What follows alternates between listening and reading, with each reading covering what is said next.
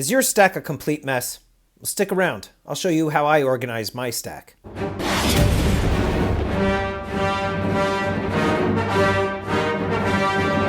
Hey, I'm the Stacking Stormtrooper.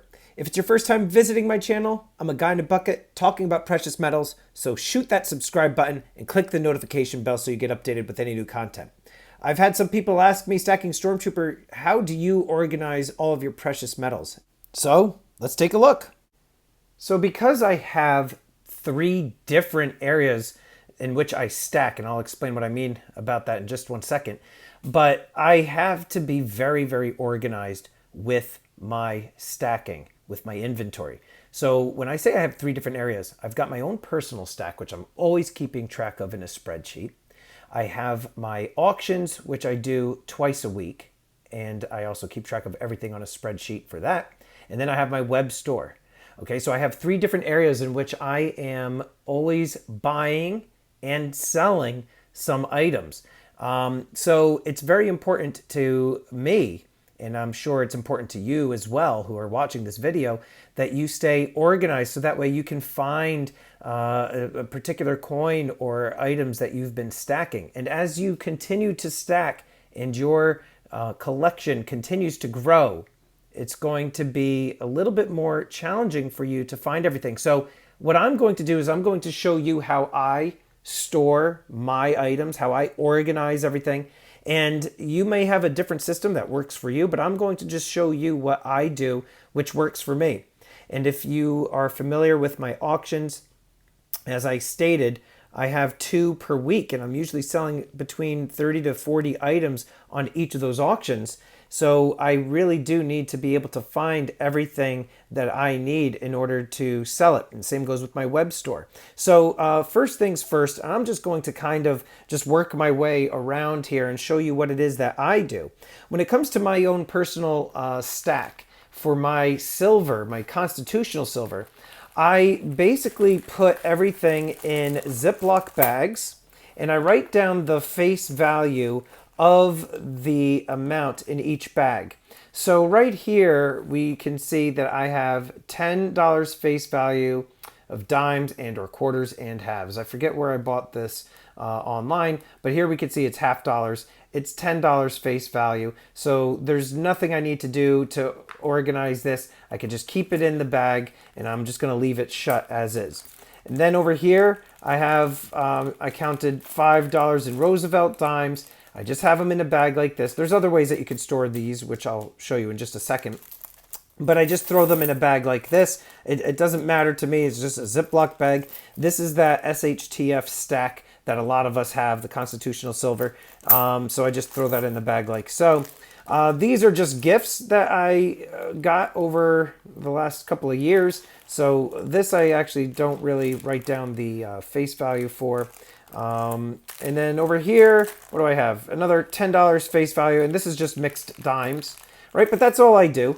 I just write down the face value, I put everything in these Ziploc bags, and then I stick everything into this burlap sack, not even burlap, this canvas bag. And a lot of the bullion dealers have these bags that you could buy for relatively low cost. So that's what I do for my junk silver. Some people buy, you know, the boxes, what are they called? Guardhouse boxes or whatever.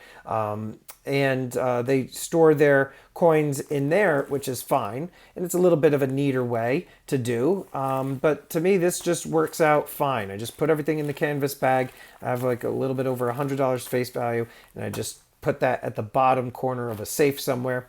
And then other people sometimes just do tubes like this. The reason that I don't have these in burlap sacks, or canvas bags I should say, is because this is some of the stuff that I just give away. So this is just stuff that I'll continue to chip away at, and then I just buy more of it when it's time for me to get more for my giveaways. But some people do find it easier to just store everything in little plastic tubes such as this one, and they just store it in guardhouse boxes, which is totally fine. But for me, again, just putting it in this canvas bag is just as easy. When it comes to American Silver Eagles, I've done that video, which some of you have seen, about my mistake of putting everything in, airtight capsules. So now what I do, if I get any American Silver Eagles, I will just keep them in these government mint tubes here, the U.S. United States mint tubes, and then I'm just going to write the date across the top. So if I ever want to find a particular year, I just can just look at the top.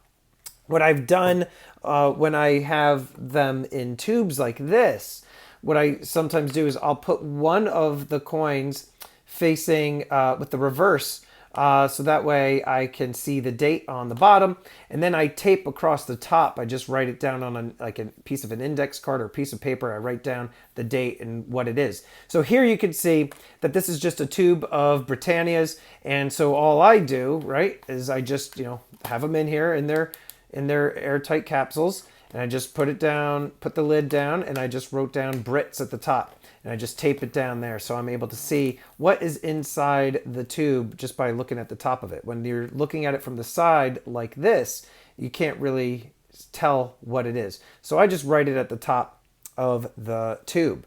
Again, if you're collecting something in particular, for me, Provident has had some of their own, series, whether it be the Dragon series. Here I've got the the Warrior series, and this is the Prospector series, like that Wild West themed series that they have here. So I'll just put something like that in the tube, and I'll write Provident series. If I have a tube of, kookaburras, and I've been chipping away at those on the auction, I would write Kooks, and I would write the year, 1990 to 2010. And then again, like over here, horror themed rounds and whatnot. So we got the Apocalypse, the Horsemen of the Apocalypse. I've got the classic horror rounds right here by Intaglio Mint. So that is so I could just see anything that is themed with like horror in that genre. I could just see right there. So you get the gist, okay? Over here, I do store my gold in a couple different ways. One way is I do store the 1/10 ounce gold eagles in this small tube, like so. And, these are I only have a couple of these tubes, and I'm able to tell what they are because that's all I've got. So I don't need to really write anything down, but you could just quickly glance at it. But I store my 1/10 ounce gold eagles in these small tubes. When it comes to the bigger gold pieces that I have, that are anywhere between a 1/2 ounce to 1 ounce in size, I store them all in a tube like so. And then for the stuff that I have that are 1/4 ounces, sometimes I do keep 1/2 ounces in here, but 1/4 ounces I don't put in tubes like this. I got this box as a gift from Darth Stacker, and I just put them in the capsules and I just slide them in like so. I believe these were meant really more for like 1/10 ounce gold pieces, but they do fit 1/4 ounce pieces, and sometimes depending on the size of the capsule, you can fit a 1/2 ounce piece in here too.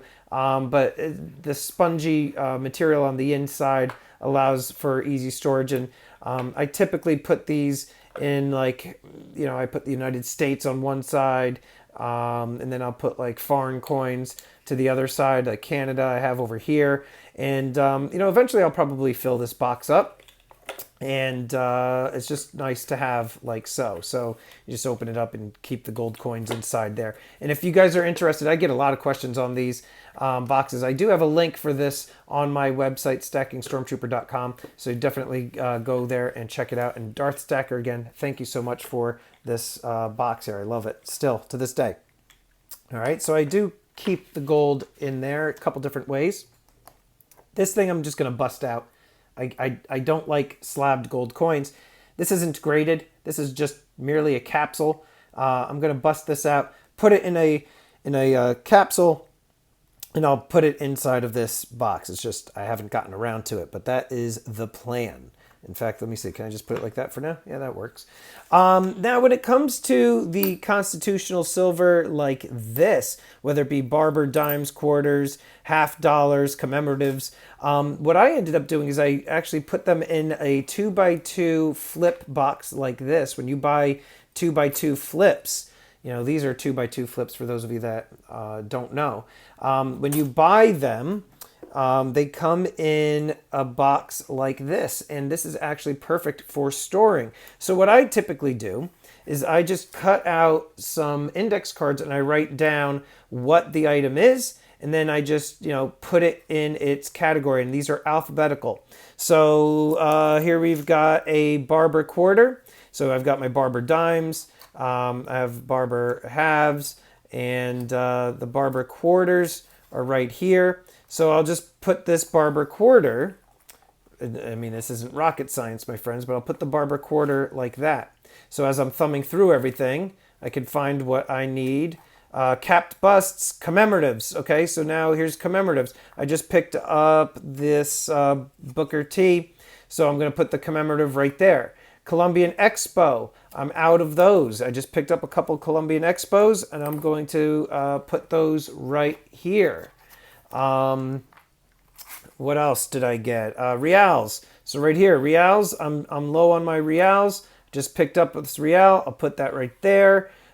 Standing Liberty quarters. I don't have any in stock anymore. I'm going to put this Standing Liberty quarter right there. So you guys get the gist, right?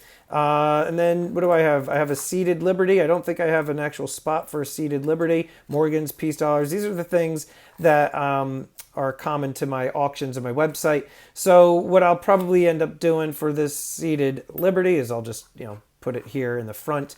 But you guys get the idea. So what I do is I stick these in the 2x2 flips, staple them shut, and I put them in their category. And this fits really nicely in the safe. You know, just everything is nicely organized. I just kind of, you know, if there's something I'm looking for in particular for the auction, I just kind of thumb through it, pull it, and put it up on the auction block. So that's how I am storing my constitutional silver that I consider to be a little bit more of a higher end item. So these items will most likely end up in that box, okay? So that's what I do for those. When it comes to my slabbed and graded stuff, which I typically sell on my website and my auctions, I just put them in this NGC container. And obviously this NGC container, a slab for NGC, is different than PCGS. So the NGC containers fit nicely like so. But then when it comes to like a PCGS slab, you know, it doesn't fit, right? You kind of get down here and it's kind of tight. So I just kind of turn it on its side. Doesn't matter to me. I don't really have a ton of slabbed items all at once. And so I just kind of, the things that don't necessarily fit, I kind of just put them on a diagonal like that, and it fits just fine. You know, you could put them in a way where there's not a lot of rattling around. And then I just separate them based on, you know, grade, depending on the coin. If it's a peace dollar, I'll put that up here. I'll put the Morgan dollars over there. But that's, you know, again, you can get these relatively inexpensively, either online or at your local coin shop. But that also, what's nice about this is it's a rectangular prism, so it fits nicely within the within your safe, depending on the size of your safe, that is. And then lastly, I'll move this over to the side. I find that these, and again, these are going to be on my website. You can just click on the link. And let me move some stuff around here. These have been very, very handy, especially for me, because I am always selling stuff on my auctions and my website. So what I did is I bought these, this is my store inventory. I have multiples of these that are for auction, and then this is like stuff that's listed on my store. So because these are all compartmentalized, I kind of just break them up based on, I guess you would say, like genre. So like over here, I have, you know, Royal Fortune coins and Queen Anne's Revenge coins, Mayflower coins, stuff that has to do with like, you know, like the ocean, like I've just got, you know, in ships, a rum runner. So I kind of put that stuff there. Here I've got some of the higher end constitutional silver, some Standing Liberty quarters. So for that like junk silver stuff, I just kind of put in this compartment. Got some Morgan dollars here and what have you. And then over here is like my poured section. So I do sell these on my website. So I have the poured silver there. I've got What else do I have here? Just a variety of kind of like almost like pop culture type items. And that's kind of what I do there. And over here, I just have like miscellaneous kind of, like the serpent, the dragons. And then over here, I kind of do like the wildlife. So I have like nothing but like koalas and different year pandas and emus and kookaburras. And so like, because everybody loves like the animals and they're always trying to find specific years, that's what I do over here. I just kind of put all of the wildlife typed coins on that side. And you could take it one step further, and if you want, you can put, like I just wrote store here, so I know that this is my store inventory. You could put like labels on the side and say which, section is which, but I basically can kind of, I don't have too much here, and so I could find stuff fairly easily. But that is, in a nutshell, what I do for organizing my bullion, my coins, all the different kind of varieties. I hope that I gave you guys some ideas, and I, would be open to any other storage ideas that you guys have. I'm always kind of trying to make things a little bit more streamlined and easy. So if you can think of anything else, because to me, kind of fishing through that, unless you have like some sort of like card catalog, this can get time consuming after a while. I could put the pandas all in the tube or whatever, but it just for storage purposes within the safe, they actually fit better within these like flatter trays. But always open to ideas, and feel free to comment down below and let other stackers within the community know how you store your items, because who knows, you guys might have some really cool system that would work for other people. So anyway, guys, hope this helps. And I would like to thank these elite channel supporters for helping me and supporting the channel. And if you want to become a channel member, please check out the awesome perks and join today. With that, I'm the Stacking Stormtrooper, guys. Until next time, long live the Empire.